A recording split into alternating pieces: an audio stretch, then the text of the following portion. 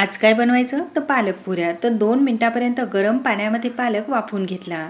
मिक्सरच्या भांड्यामध्ये लाल मिरच्या, भरपूर लसूण, अद्रक, कोथिंबिरी, जिरं, ओवा टाकून एकदम बारीक असं वाटून घ्यायचं.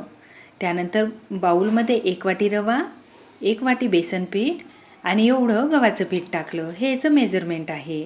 त्यानंतर वाटलेलं वाटण आणि पालकाची पेस्ट टाकून घ्यायची. हळद, चवीनुसार मीठ, धना जिरा पावडर, भरपूर तीळ घालायचे आणि खुसखुशीत होण्यासाठी तेलाचं मोहन घालायचं यामध्ये कडकडीत असं. त्यानंतर मिक्स करायचं आणि थोडं थोडं पाणी टाकून घट्ट असं पीठ चुरून घ्यायचं. 10 मिनटं मुरू द्यायचं. त्यानंतर त्याची पोळी लाटून घ्यायची आणि अशा पद्धतीने कट करायच्या. आता तुम्ही हव्या त्या आकाराने पालकपुऱ्या बनवू शकता, पण मी अशा पद्धतीने बनवते.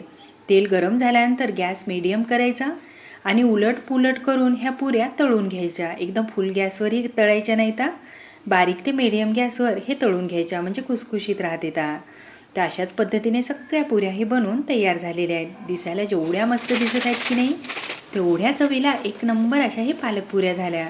आणि 2-3 दिवस जरी घरात राहिल्या ना, तरी तशाला तशा खुसखुशीत राहते. बनवायची पद्धत कशी वाटली?